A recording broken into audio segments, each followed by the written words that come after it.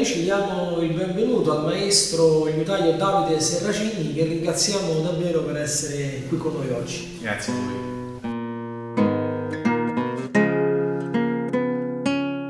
Questa chitarra è ispirata al progetto di Daniel Friedrich e non è una copia fedele, ma è mediata dalla mia esperienza e sensibilità.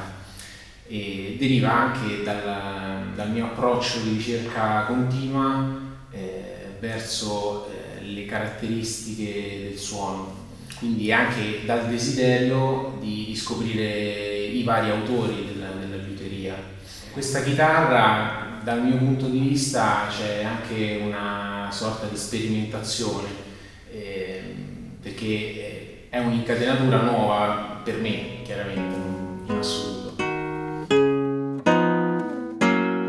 In questa chitarra ho usato un'incatenatura di Friedrich perché mi ha incuriosito molto la sua evoluzione rispetto al modello classico Torres, che ruota sempre intorno alla raggiera, però sposta molto l'equilibrio delle tensioni. Il rombo formato dalla raggiera e dalle catene di chiusura è molto stretto rispetto allo standard delle raggiere. E c'è una catena molto grande sotto il ponticello che forma con le due catene laterali della raggiera un triangolo che è molto grande come rigidità rispetto a una raggiera normale. Oltre al fatto che la catena maestra sotto la buca è molto più sottile e flessibile, rende il baricentro, sposta in alto il baricentro delle tensioni, e questo rende il suono molto più profondo. In questo caso ho anche usato abete al posto del cedro rispetto al legno che Friedrich usava sempre con questo tipo di incatenatura, e quindi l'ho fatto più sottile.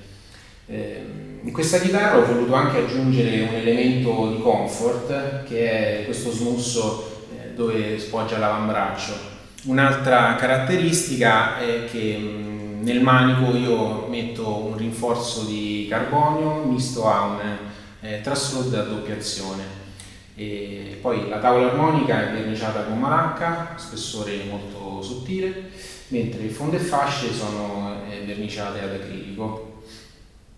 Nella tua produzione personale realizzi anche altri progetti o modelli? Sì, il mio progetto personale parte dal modello classico di Torres, poi col tempo ho sviluppato attraverso piccoli ma progressivi cambiamenti il mio stile.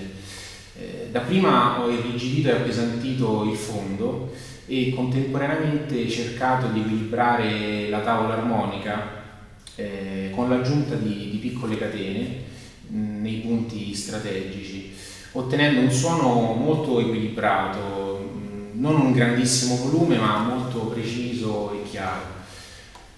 Ma ultimamente sempre il desiderio di ricerca e di intraprendere nuove strade mi ha portato ad alleggerire progressivamente tutta la struttura dello strumento, partendo dal fondo, quindi alleggerendo lo spessore e diminuendo anche il numero di catene, e passando anche per la tavola armonica, dove ho diminuito gli spessori e cambiato anche, sono passato, mentre prima usavo il carbonio per le catene della raggiera, sono ritornato all'abete, e anche la verniciatura, prima verniciavo tutta la chitarra ad acrilico, adesso la tavola armonica la vernicio con malacca.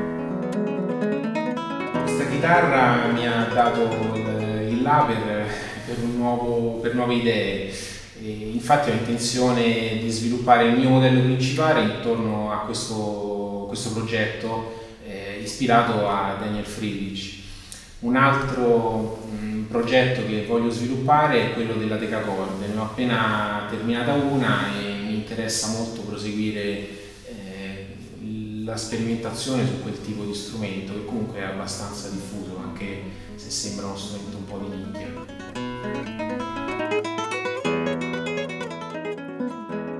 Ringraziamo il maestro liutaio Davide Serracini per essere stato qui con noi.